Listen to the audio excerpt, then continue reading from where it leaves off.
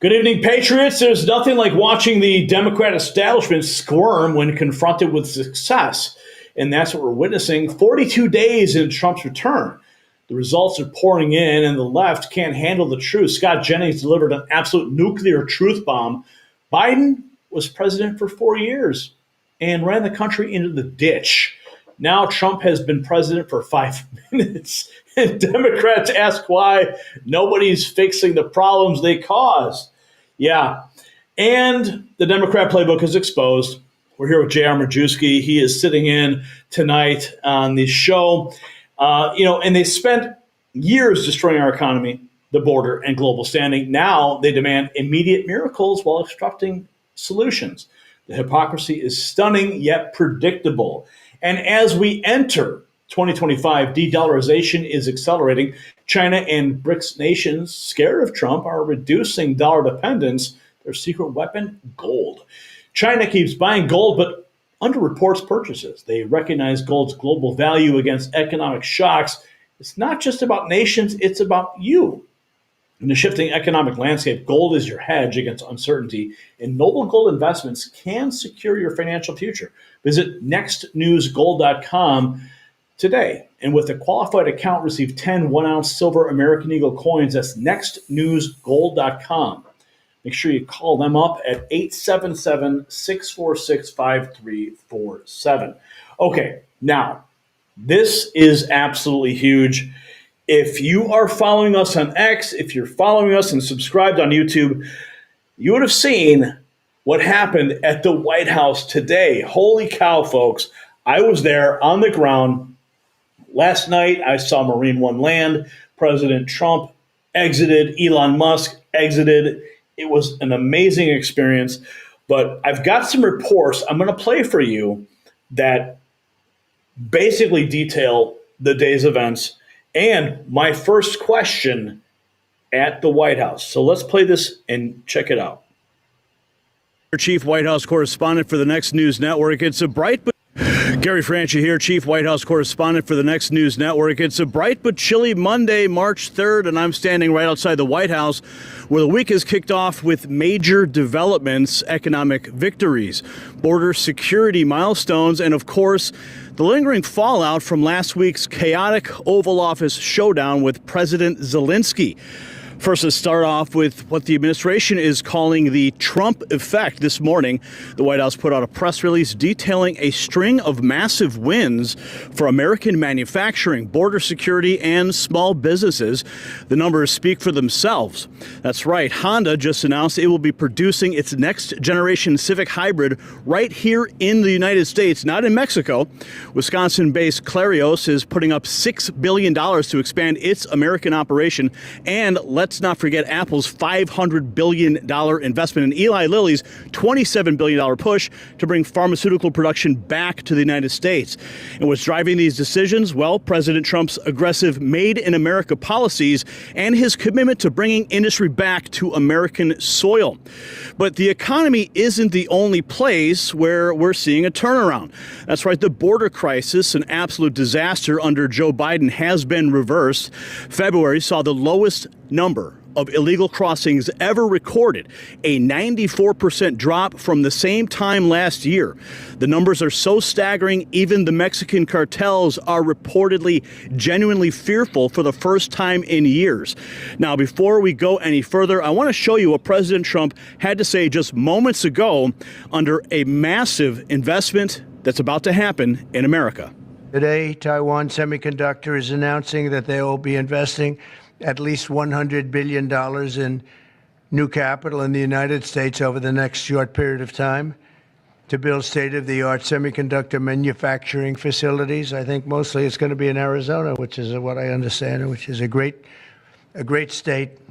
I like it because I won it, but I won most of them, actually. But we won it, and we won it big. The most powerful AI chips in the world will be made right here in America. And it'll be a big percentage of the chips made by his company. But as you know, they're based mostly in Taiwan. And they're far and away the biggest. There's nobody even close. This $100 billion in new investment will go into building 5 cutting-edge fabrication facilities in the great state that we just discussed, Arizona, and will create thousands of jobs, many thousands of jobs, and they're high-paying jobs. In total, today's announcement brings Taiwan semiconductor investments to about $165 billion. They've started already.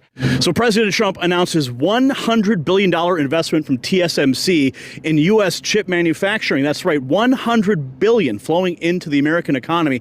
Money that could have gone to China, but thanks to Trump's policies, it's instead going to rebuild American industry. Now let's pivot to what is still dominating discussions here in Washington: Ukraine. Zelensky, fresh off his disastrous trip to Washington, is now saying he thinks the war will drag on for a long time. And Trump responded today with a sharp warning. President Zelensky supposedly made a statement today in AP. I'm not a big fan of AP, so maybe it was an incorrect statement, but he said he thinks the war's going to go on for a long time. And he better not be right about that. That's all I'm saying. Now, that's Trump making it crystal clear he is not playing games. He's serious about peace. And if Zelensky doesn't get on board, well, let's just say he better not be right about how long this war continues. And then there's this. Reporters press Trump on exactly what he wants to see from Zelensky to restart peace negotiations. His response?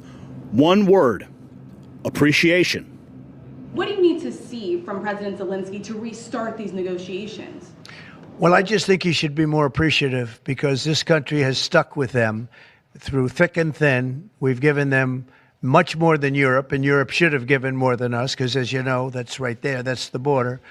This country really was like the fence on the border. It was very important to Europe, and I'm not knocking Europe. I'm saying that they were a lot smarter than Joe Biden, because Joe Biden didn't have a clue. He just gave money hand over fist, and they should have been able to equalize with us. In other words, if we gave $1, they should have given. Well, we gave $350 billion. They probably gave $100, but on top of it all, they get their money back because they're doing it in the form of a loan, and it's a secured loan. So when I saw that, which I've known about for a little while, I said it's time for us to be smart. At the same time, it's great for them because they get us in the country taking the rare earth, which is going to fuel this big engine, and especially the engine that we've in a very short time created. And we get something, and we're there. We have a presence there. With all of that being said, I want one thing to happen. I want all of those young people to stop being killed. They're being killed by the thousands every single week. Last week, 2,700 were killed. 2,700 young, in this case, just about all young boys from Ukraine and from Russia.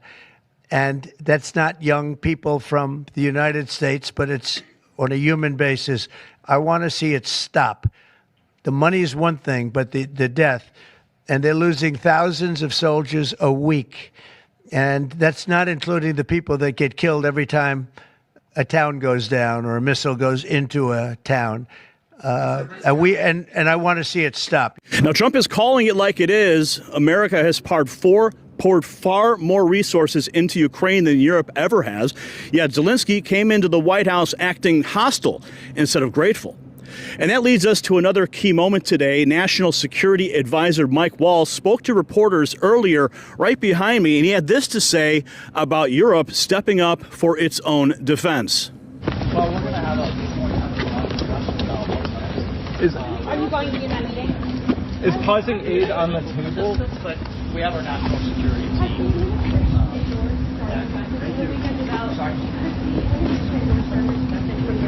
About having Starmer and Macron work together. Well, we welcome the Europeans taking a lead in European security. I mean, that's been an underpinning. They have to invest in the capability to do that.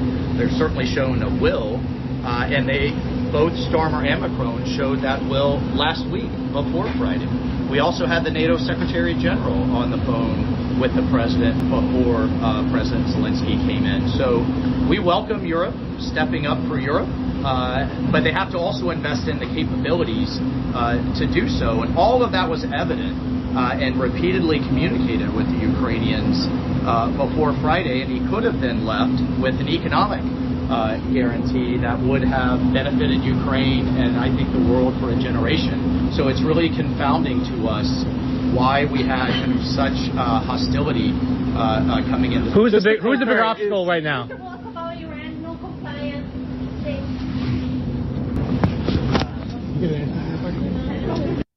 Translation: the days of America's footing the bill for Europe's wars are coming to an end. And the administration made it clear to Zelensky before Friday's meeting that he had a golden opportunity to leave with an economic guarantee that would have benefited Ukraine for generations. Instead, he torched it with his bizarre outbursts, and now even the Europeans are having second thoughts. So here we are. America is winning on manufacturing, winning on border security, and reasserting real leadership on the world stage. Meanwhile, Zelensky is back in Europe, scrambling to explain how he blew up his negotiations. And while the mainstream media tries to spin this as a crisis, let's be real. This is exactly what Trump promised. America first is back. For the Next News Network, I'm Gary Franchi, and stay tuned for more updates as we continue our coverage straight from the White House. Gary, what's up with that? What do you guys think? Isn't that cool? Right there outside the White House. JR, your thoughts on what we just saw? Well, I think Trump is the world's humanitarian right now. And, as the prime minister of Britain parades around and tries to entice the Trump administration into this war that we've spoke nothing on but peace, what they aren't telling you is that the American funding for Ukraine has come from taxpayer dollars. No. And from Britain, it's coming from frozen Russian assets. And, what better way to poke the bear in Vladimir Putin than doing something like that? I think Trump's the only adult in the room right now. And thank God he's the master negotiator, because any other weak leader would be pulled right into this. It's set perfectly for him to overreact, and he's doing the right thing. Well said for sure. Okay, we got more to get to right now. We've got lots of clips lined up for you guys. Let's take a look. Okay, check this out. I got my first question in today. I was at the White House. There, you see me right there. And it was after I had shot that video you just saw. And it was unexpected, but it was very welcome. Let's go to that clip. House. Listen. Moments ago, Stephen Miller, the Deputy Chief of Staff for the White House, just stepped up to the microphone here, and he answered a series of questions related to the economy, related to Ukraine, tomorrow night's State of the Union address, and I got to squeeze off my first question at the White House. Listen. Yes, time for like 2 or 3 questions. Yes. We're hearing reporting that the administration is considering sanctions on Russia. No announcement to make on any issue related to that right now. Can I ask you, can you talk a little bit about preparations for tomorrow night's speech? Any information you can give us about how Trump prepared, how he wrote his speech, who's going as guests, if you can give any preview? Well, all I can say is that President Trump is the greatest orator we've ever had in the Oval Office. Every time he's done one of these addresses, Americans have been overwhelmingly the last month of record-setting, record-breaking, unprecedented achievements and accomplishments that have made this opening to the presidency the most successful opening to any presidency that we've ever seen in American history. Stephen, can you confirm that top aides for the president are discussing any military aid to Ukraine? No announcements to make on anything related to that issue right now, but I will say that public polling is showing that Americans overwhelmingly support President Trump's approach to the war in Ukraine and his push to have an end to the fighting, a peaceful settlement, an end to the bloodshed, and that where President Trump is where the American people are. We've seen, by contrast, the incredible underwater numbers for President Biden on Ukraine and the policy of forever war. So once again, President Trump is leading with strength and leading with purpose and vision, and the American people overwhelmingly support his position. Stephen, President Putin has expressed interest in cutting a mineral deal with President Trump in the United States. What is the administration's stance on that? I appreciate the question. Again, I'm going to refrain from making any news on the Ukraine war right now, but just reiterate that President Trump remains committed to achieving a peaceful settlement, which is the outcome the American people overwhelmingly seek and desire. Got time for 2 more questions. With regards to Guantanamo, is the administration backing away from housing migrants at Guantanamo? No, far from it. The Guantanamo Bay is a pillar of this administration's plan to deal with and remove high-threat criminal aliens, as well as to increase and expand our overall detention capacity. And we are using, President Trump is deploying a multifaceted approach to ending migrant crime, sealing the southern border, repelling the invasion, and shutting down trafficking networks, smuggling networks, and now foreign terrorist organizations in the form of criminal cartels and transnational gangs. Gitmo is a major part of that. You've obviously seen more and more assets deployed to the southern border from the Defense Department.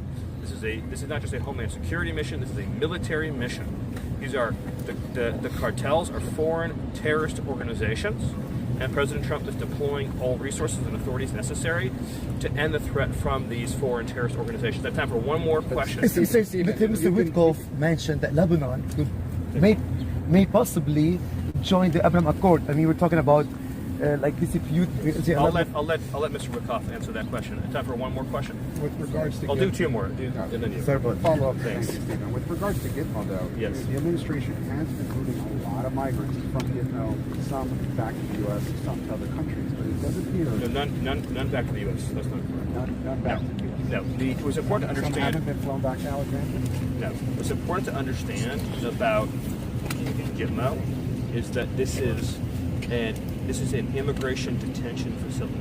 So the objective is to get high-threat criminal aliens out of the United States, not only them, but this is a major part of it, put them into a facility that is safe and secure for some of the most dangerous organizations and entities on the planet, and then find an ultimate and final destination for those aliens.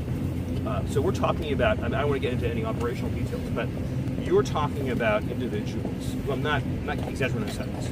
If they were this close as we are right now, and they had the ability to grab a sharp object, they would kill the person that far away in half a second. That is how dangerous they are. If they are not in a state of constant control, physical control and monitoring, I mean, you give a pair of eyeglasses, they would break off a piece of the eyeglass and they would stab someone right through the neck. I mean, that's how dangerous these individuals are. And they're here in our community. So we're getting them into a secure facility. Gitmo's also set up by Congress to handle migrant processing in a more general way too. And we're working on building out that capacity. Well, the emphasis right now is on these very high threat criminal aliens. I just want to underscore that President Trump, he's made the designation, Tren de Aragua, MS-13, 6 criminal cartels in Mexico are now all designated as foreign terrorist organizations. And so that means that we are going to conduct military and law enforcement cooperative security operations like Gitmo to remove that threat from our communities. One more question. I was going to ask if you have any preview on the crypto summit on Friday. No, I have no preview on that right now, so I'll take one more question. Tomorrow night, Elon Musk, is he going to be a guest of the president for the big address? I'm not going to break any news or any surprises, so I'll take one more question that I can't answer. Yes. Vice President Vance is going to the border on Wednesday after tomorrow night's address. Will President Trump be making any trips after the address? Well, I think let the White House team that is working on the post joint address plans announce that, but I would just say that the success story this administration has to tell, because of its actions on the border, because of President Trump's actions on the border, is truly without equal. President Trump came into office, he deployed the military, he set up a series of historic international agreements, deployed new law enforcement strategies, new prosecution strategies, and significant counter-cartel and counter-smuggling strategies that have resulted in a 95% drop in illegal crossings, and of course those who do cross face significant steep criminal penalties and deportation from the country. So it is the most, you will never find an example of any law enforcement threat or national security threat where you've achieved such a rapid 180 in approach, strategy, and results, and it is truly something to celebrate, while at the same time recognizing that the criminal cartels control and govern the FTOs, the territory in Mexico, and represent a continued, sustained, and dire threat to the United States.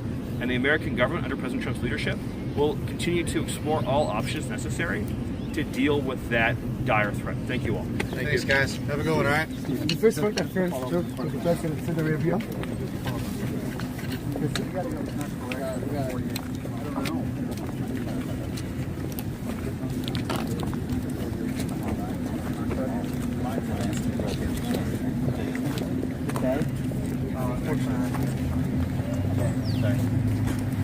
Yeah, man.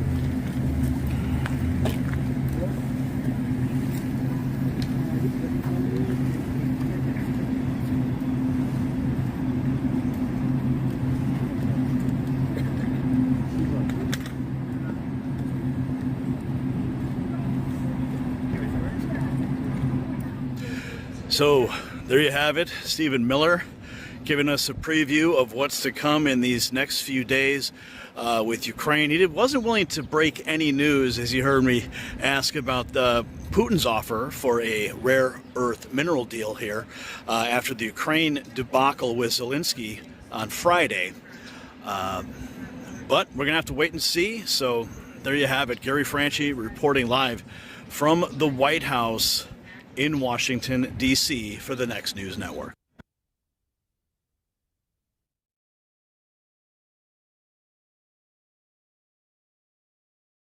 That was yours truly right there at the White House. Unbelievable moment. Holy cow. We just got a $200 super chat. Whoa. That was unexpected at this moment. But holy cow. Pamela Garner, longtime watcher, POTUS is not putting up with the BS. Zen treated us, U.S. President VP, with disrespect. Get out of NATO. DS, CIA warmongers. Congress needs to answer for the BS proxy war. Our money. Has Zen visited California, North Carolina, Tennessee, Georgia, Florida, asking the VP, have you been to Ukraine? Kiss my ass. Wow. Remarkable moment right there. Yeah, so JR, real quick, what are your thoughts? Well, I think Stephen Miller is one hell of a spokesman for the president, and thankfully you were in the crowd asking some of the questions. But if you see the narrative that the left is trying to portray, I'm just impressed every day by the Trump administration, their ability to stay on message, Trump's ability to not get triggered by some of the questions as he has in the past, and just be more tempered. It's like I said during the break, Trump's approval rating now is higher than it's ever been. And it's because he's allowing himself to be more channeled, and he knows what to expect now. So he's not surprised. Yeah, he's hyper-focused. He knows what's going on. He can anticipate the reaction and premeditate his reaction to whatever they're going to throw at him. Yeah, and you can't argue with results. And when you bring results to the table, it allows you to be confident, and that's what he is. Yeah, he certainly is. Okay, we got more news to get to in this segment. We're just getting started here. We've got this from the Secretary of Defense, restoring Fort Monroe to Fort Benning in honor of a World War I soldier. Finally, we're getting some respect. All the renaming stuff is just ridiculous. And finally, we've got this happening. Rapid Response 47. Let's see what's going on here. Stephen Miller. Oh, here, Stephen Miller back again. Okay, so here's some behind the scenes stuff. Before I did that hit and Stephen Miller came up to the microphone, he was actually recording this piece, and he was talking about this new executive order we posted on X. You got to follow us on X if you want to get the inside scoop, because we get all of the reports from inside the White House, direct from the communications department. So you heard about this. President Trump has now officially signed an executive order. English is the official language of the United States. Let's listen. It promotes. We've been talking about this for decades, for generations. President Trump has finally did what people have been saying they want year after year after year, that we have one unifying national language that promotes assimilation, it promotes integration, it promotes national identity. Two words we shouldn't be ashamed of. National identity matters. We are an English-speaking nation. President Trump once again made history, and Americans can celebrate. We've been talking about national identity. Oh my goodness, national identity, right? Those are dirty words to the left. We got this renewal of the American dream. The theme of Trump's address to Congress has now been revealed. Looking forward to that tomorrow night. We got this today. The National Cattlemen's Beef Association. He's making steaks great again. I'm looking forward to that. Thank President Trump and the U.S. Treasury for suspending enforcement of the Corporate Transparency Act and limiting the scope of law to protect family farms and ranches. It's about time for that. We have more from Rapid Response. 6 hours ago, the American people, in fact, have never supported President Trump more than they do today. This is exactly what you're just talking about. This is Caroline Levitt. She's talking with Fox Business. Let's listen in. And you'll hear him. The American people, in fact, have never supported President Trump more than they do today. Every single one of his policies, when you go down the list, to your point, the vast majority of Americans support those policies. You look at the recent polling that showed from Harvard-Harris that showed 77% of Americans support a full investigation into the waste, fraud, and abuse that our federal government has been spending their hard-earned tax dollars on. So President Trump has his finger on the pulse of the American public. He knows what they elected him to do, and he's committed to doing it. Just look at his first month in office, and you'll hear him talk about that in his joint address to Congress tomorrow night. All of the accomplishments across the board, from bringing foreign investments back here to America to create good-paying jobs. Look at the border. February border numbers out this weekend. You had one of the largest declines in history of illegal border crossings. Only 8,000 people in the month of February, and virtually all of them were either arrested, immediately returned home, or prosecuted for crimes that they committed against our country. Under the previous administration, there were 8,000 to 10,000 people crossing every single day. And it's because of the historic action that has been taken by this president, virtually all through executive authority, I may add. We haven't even gotten started when it comes to Congress and passing President Trump's legislative agenda. We haven't even gotten started yet. This is all executive stuff, folks. Okay, let's keep going. We got more to get to in this segment. Okay, look at this. Oh, look at this guy, Chris Christie. Krispy Kreme. He says part of the problem here is that Trump looks and sounds like an ally of Putin. Well, Mr. Christie, you look like you're an ally of Krispy Kreme. But continue to have this. What we need to understand is, and what I think the president should try to do now is to understand the part of the problem here is that he looks and sounds like an ally of Putin. And, you know, Secretary Rubio was saying, well, we got to get Putin to the table. Well, you know, you can get someone to the table in a number of different ways. And it's not just through honey. Sometimes it's also through letting them know we're going to continue to stand with our friends, and you're not going to have any alternative but continue to have this war as well. What we need to understand is, and what I think that he just needs a coupon code. You know what I'm saying? Yeah. You know, when you go to Krispy Kreme, they give you a free donut. Yeah, I think he's playing for that right now. He's glazing the moderate base. Yeah, that's what he's doing. He's glazing the base. Oh my God, that's horrible. The moderate base. Okay, we've got this too. Speaker Johnson, 24 hours ago, President Trump is coming in. A triumphant return to Congress. Let's listen in. This is from Fox Business. Let's check it out. So much. President Trump is coming in a triumphant return to Congress to address us as the president once again. And in the first month of office, he has accomplished so much that it could fill 3 hours. I suspect he'll speak in a shorter time frame than that. But, Maria, there's so much to relay. Normally, at this point in a president's term, a new president's term, they would not deliver a State of the Union. It would be just simply a joint address as it's entitled. But in this case, it actually will be more like a State of the Union address because President Trump has such a long series of victories, things that he has done, promises he has kept, and it is putting America back on a strong footing, and we can't wait to welcome him back to the chamber. Oh, I'm looking forward to it. Tomorrow night's going to be epic. Oh, and we got this from Benjamin Netanyahu 24 hours ago, thanking President Donald Trump. Let's listen. Donald Trump. I want to thank President Trump for his unwavering support for Israel. During my recent visit to Washington, I said that Donald Trump is the greatest friend that Israel has ever had in the White House. And President Trump shows that friendship each and every day. He has shown it through his visionary plan for Gaza. This is a plan which Israel fully supports. He's shown it by sending us all the munitions that were being held up. This way, he's giving Israel the tools we need to finish the job against Iran's terror axis. And he has shown it by fully backing Israel and putting the pressure to release the hostages where it truly belongs, on Hamas. Israel has accepted President Trump's envoy, Steve Witkoff's plan to extend the temporary ceasefire by 50 days. During that time, we can discuss the conditions for a permanent ceasefire that will end the war in Gaza. In Witkoff's plan, half of the hostages would be released right away, and the remaining half would be released if we reach an agreement on a permanent ceasefire.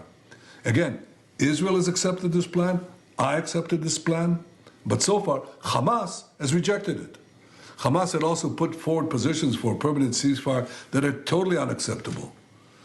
Israel has decided to stop letting goods and supplies into Gaza, something we've done for the past 42 days. We've done that because Hamas steals the supplies and prevents the people of Gaza from getting them. It uses these supplies to finance its terror machine, which is aimed directly at Israel and our civilians, and this we cannot accept.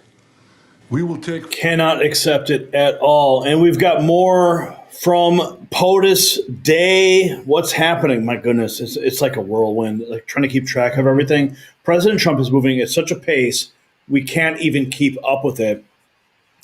We got this from Mario Nafal. 69x minutes, Aaron's take. Wokeness isn't caring, it's virtue signaling. Jane tells the masses that woke just means you give a damn about people. No, Jane, it doesn't. It means you pretend to care in a way you think will garner favor amongst your target audience. This is the new show on X that Elon Musk has said he's going to support. What else have we got here? Okay, looks like, Scott Jennings, of course.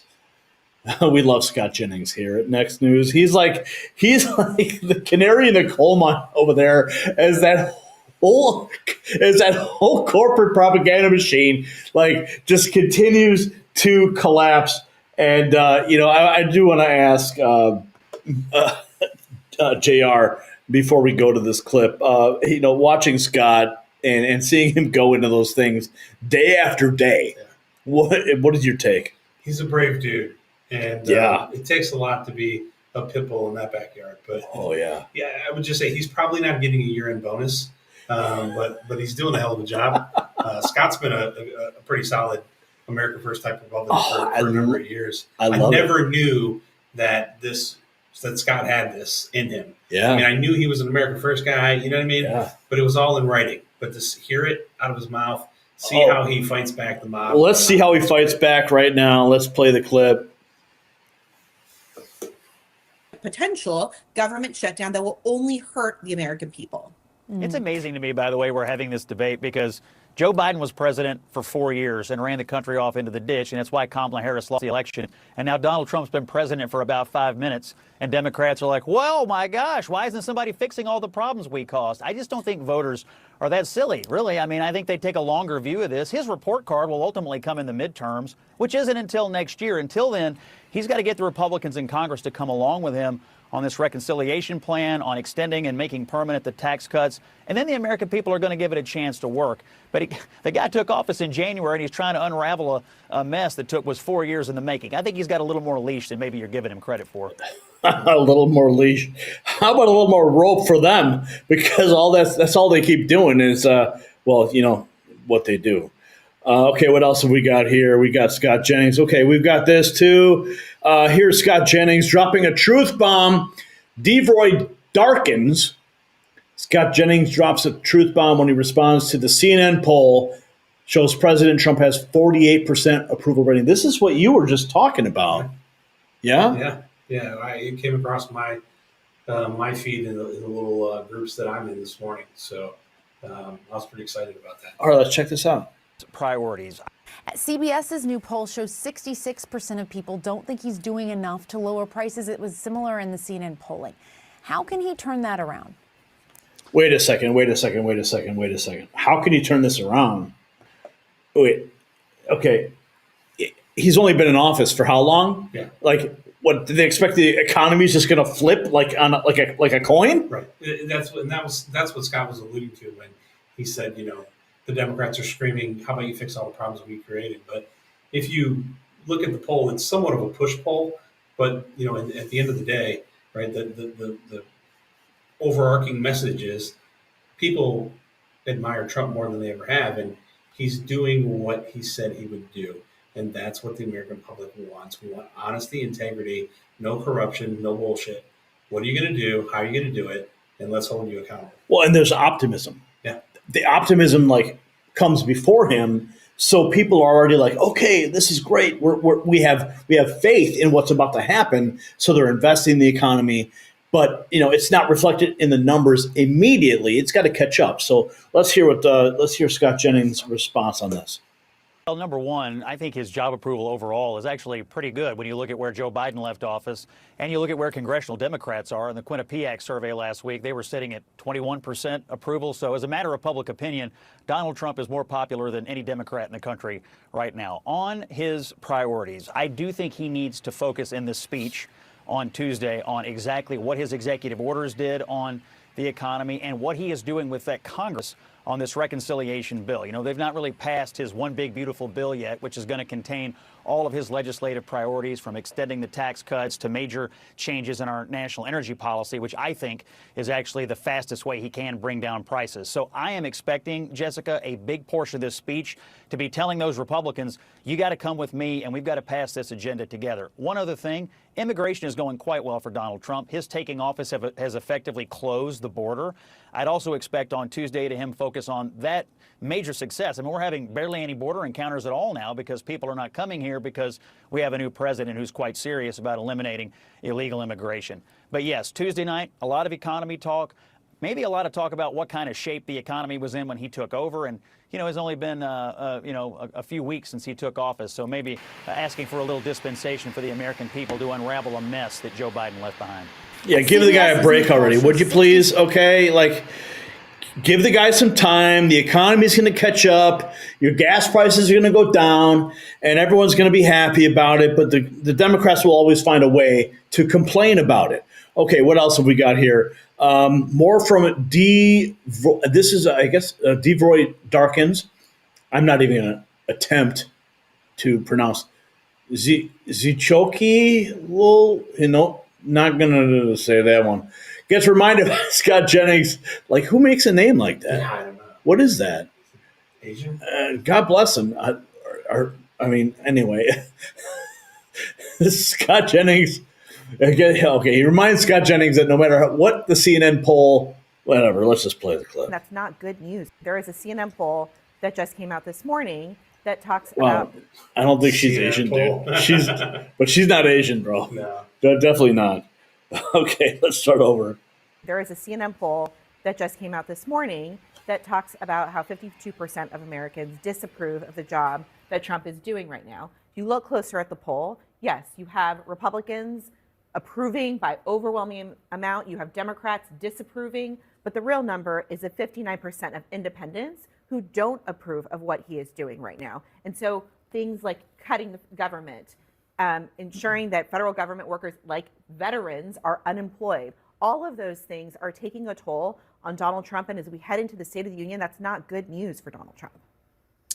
I think Donald Trump is doing an amazing job so far on the things that he ran on, immigration. The border is, just his taking office, the border is effectively shut down. The attitude change from the federal government effectively closed the border. Look at the people coming across now. Look at the encounters today versus what was going on with Biden. I think on March 4th, you're going to hear them talk a lot about the success on immigration. As it relates to Ukraine, look, Zelensky made a huge mistake on Friday. All he had to do was show up and sign this deal, and he just couldn't do it. And sometimes these guys, when they put on the military uniform, they have trouble taking it off. He needs to take off the military garb, put on the garb of diplomacy, and understand that he's got an honest new broker on the field who can actually help him end this war, maintain his sovereignty, maintain prosperity for the Ukrainians. And regarding Elon and the bureaucracy, if I just may respond to something you said about the bureaucracy, there seems to be, when Republicans are president, that this idea that the bureaucracy and the government should not be responsive to the political leadership of the executive branch. That is totally false. It has nothing to do with a loyalty test, but it does have to do with whether or not The unelected bureaucracy is responsive to the political oversight of the government. And Democrats right now do not seem to believe that the president should be able to be the president. There is a CNN poll.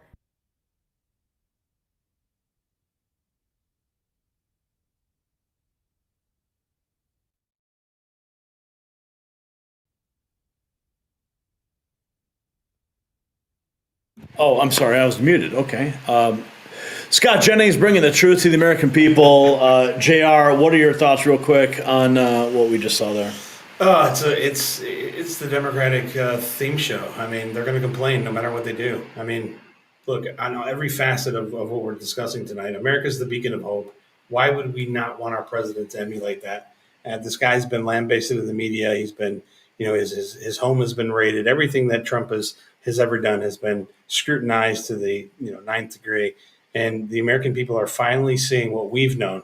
And we fought pretty damn hard over these past 6 years, right? And it feels really good to know that us, your audience, we've created this safe space for all of these people to flock to the America First movement. Yeah. And we should welcome them and be thankful that President Trump finally has the podium and the landscape to show the American public the true guy that he is, the guy that we love, the guy that we've, fought so hard for. And I couldn't be happier for the man.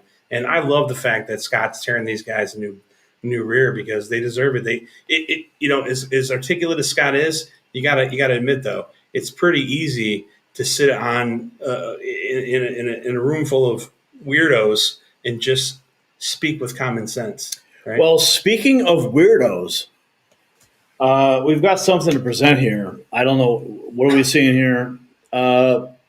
This is kind of scary. I don't know what this is. I meme, therefore I am posted this. Unhinged Democrats have launched a new TikTok trend. Oh, a new TikTok trend. Oh, look at these people freaking out. Okay, I'm going to play the clip in a second, but JR, look at their eyes, JR. Yeah, they're nuts, man. What's going on with these people? If you see the numbers, right? 87, I think it was 87-46. Yeah, this is I believe it's police code for. Yeah. It's a police code. Right? Yeah. Disgusting.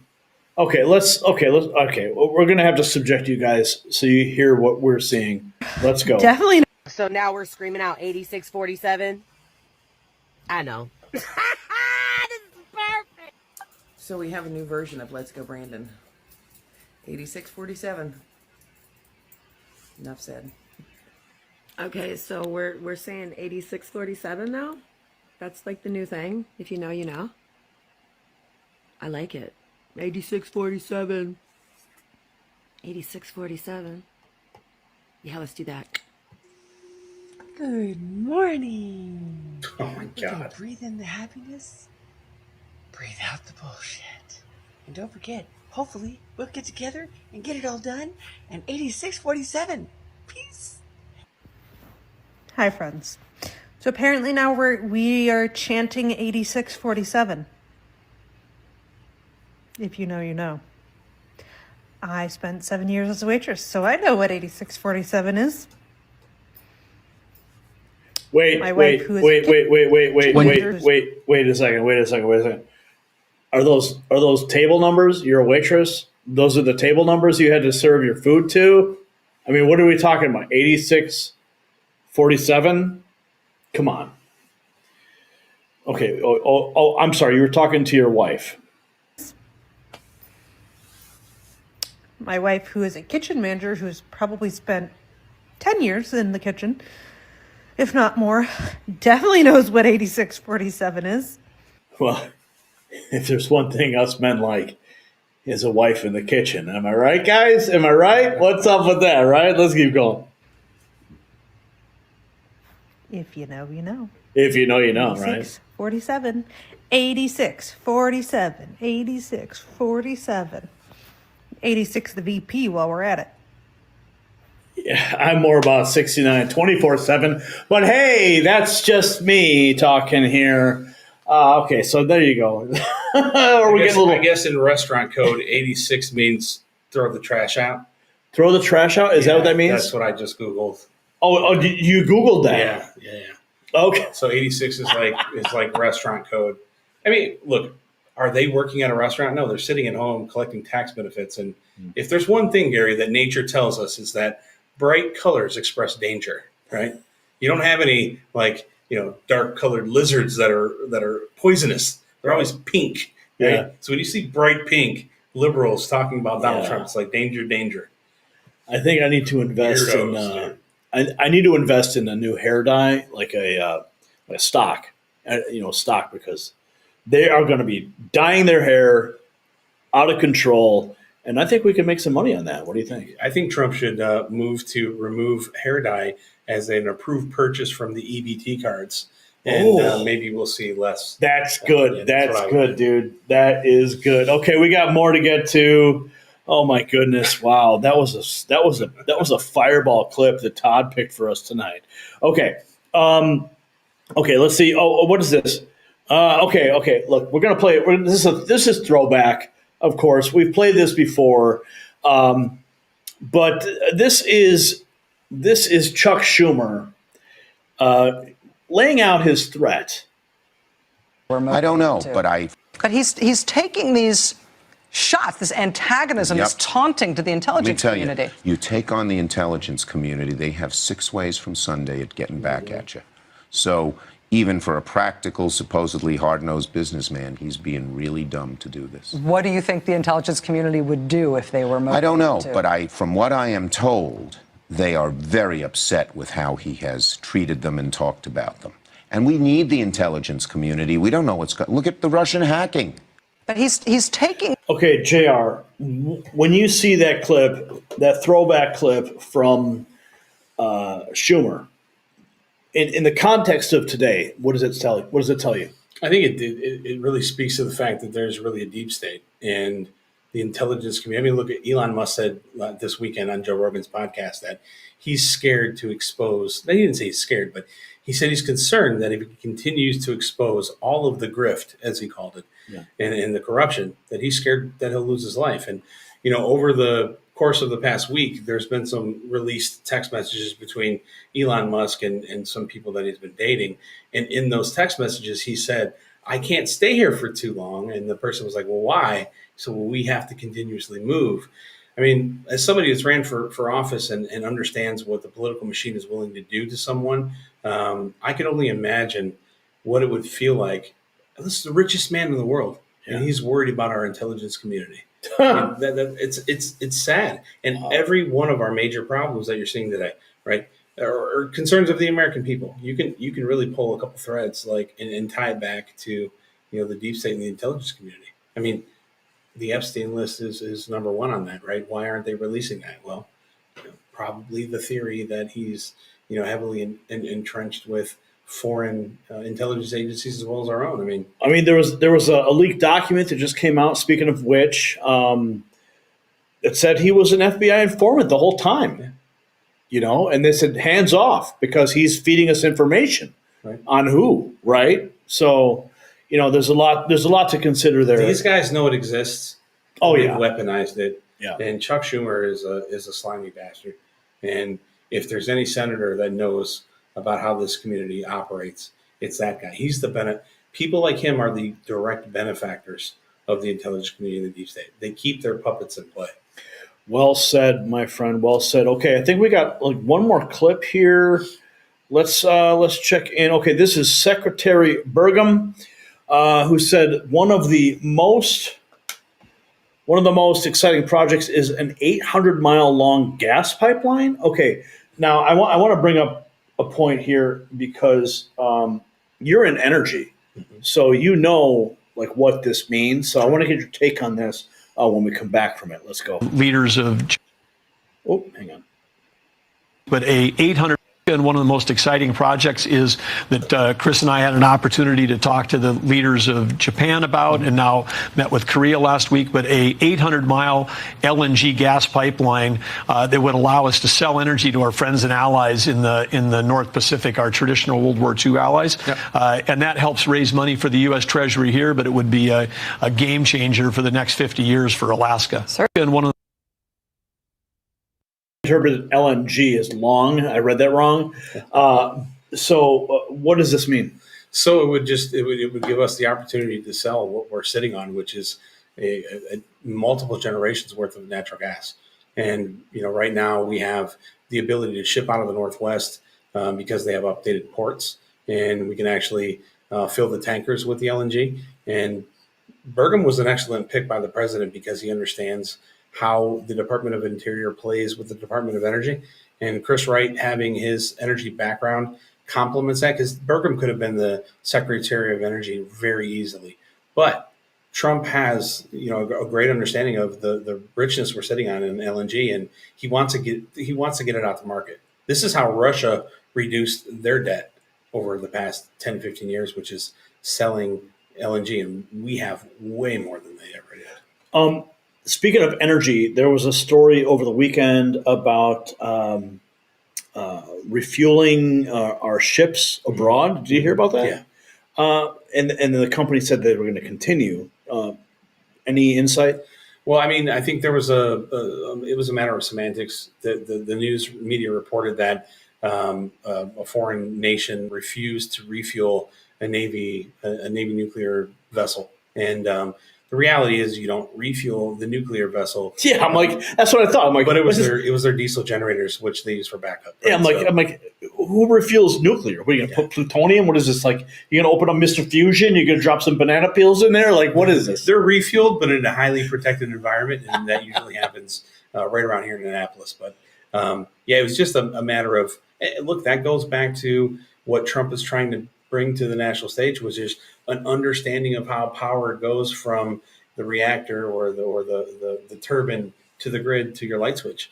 Most people just don't understand. You don't refuel a nuclear reactor. I mean, you do, but yeah, it's a matter of wordplay. Wow, it's so cool having you here to like break this down, because this is stuff like way over my pay grade. Look, I'm a news guy on YouTube, and nuclear power is the way to go. I got J.R. Majewski here, who understands energy, and he could be our next nuclear energy czar. And I have to get you the clip of Donald Trump saying, "J.R. Majewski is the greatest nuclear guy I've ever met in my life. He's just so." Well, he endorsed you. Yeah. He endorsed your candidacy. He also, real quick before we exit out of this, tell everybody what you did with your lawn and all the viral stuff that happened there. Well, make it brief. I was the guy. So in 2020, I lost a bet. My wife and I supported a military organization that helped wounded veterans, and I lost this bet, and I painted the Trump 2020 logo on my piece of property about the size of an NFL football field right on Lake Erie. And I was noticed by Pete Hegseth. He brought me on Fox and Friends. And as the story goes, Mike Huckabee was on the segment after me. He got the clip, sent it to Sarah Huckabee Sanders. She sent it to the president. And about 30 minutes after I was on the news, I got the phone call from President Trump. And shortly thereafter. Wait, he called you? He called me. Yeah, really? He said, "Yeah, your yard's so great. I want to come over and see it." Yada yada. And then I painted this lawn. Hang on. Sure. You get a phone call from President Trump. Yes, multiple calls. And you're like, "Yeah, hello." Like, how does that happen? I can't say in words what I said. It's probably too bad for YouTube. Yeah. And at first I didn't believe it. I thought it was a joke. I thought it was Sean Farish pranking me or something. And but it was him. And he said, "Your favorite president?" And we talked, and and then I got to know the president, and then I decided to run for Congress, and he endorsed my candidacy for Congress, and I ran against the chairwoman of the Ukrainian caucus, the longest standing member of Congress, Marcy Kaptur. You've probably seen her in the news standing up for her little boyfriend Vladimir Zelensky, but. The president endorsed my candidacy. I ultimately lost because of a smear campaign. You can't be too dangerous and get elected. But that smear campaign was reversed, and you were vindicated. Yeah. They illegally leaked all the information, and I mean that's a story for another it's a whole interview. segment. But yeah, the president has I've gotten to know him. He's a great dude, and there's so many off take stories that I could tell you about him, but he's everything you think. And I've told him before. He said, "What are you going to tell people when they ask you about me?" And I said, "Well, I'm going to tell them you're a great guy." And then I don't know how it got to this, but it was tell them I'm everything they believe in. And times 1776. That's your president. Love that guy. Love that guy, man. Tell him I've everything times 1776. That's amazing. Holy cow. Okay, so let's close this out here because we're witnessing a fundamental truth. Progressives care more about power than results. When Trump implements policies that work, helping everyday Americans and strengthening our nation, they don't celebrate, they panic. Successful conservative governance destroys their worldview and threatens their institutional control. So, tonight's question: how long before Democrat leadership acknowledges their failed policies, or will they keep doubling down on strategies clearly not working? Share your thoughts in the comments, and while you're fired up about the truth, grab your exclusive Next News Network gear at our merch shop. It's linked down below. Yeah, show the world that you will not be silenced. JR, That's a sweet hat. Take us out. That's a sweet hat. Gary, I'm so proud of you, dude, to see you at the White House from where we've come from and, the hard work. And it's just awesome to see you at Mar-a-Lago, see you in all the circles. You and I have shared some pretty disheartening stories as we've fought and then felt like we're getting nowhere. And now to wake up, heck, I just got off the plane the other night and I saw that you were on the lawn and I saw Marine One and I'm like, Gary's at the White House. Oh my God, I'm in DC. And it's so awesome to see you there, man. And I couldn't think of a better guy. I can't wait until you ask President Trump a question and he looks and says, Gary, is that you, Gary? Is that you, Gary? Yeah. Because you're gonna be the White House's favorite reporter. I'm telling you, mark my words, folks. When the president recognizes Gary's in the press pool, the volume's gonna turn up quite a bit. Buckle up, folks. We're just getting started.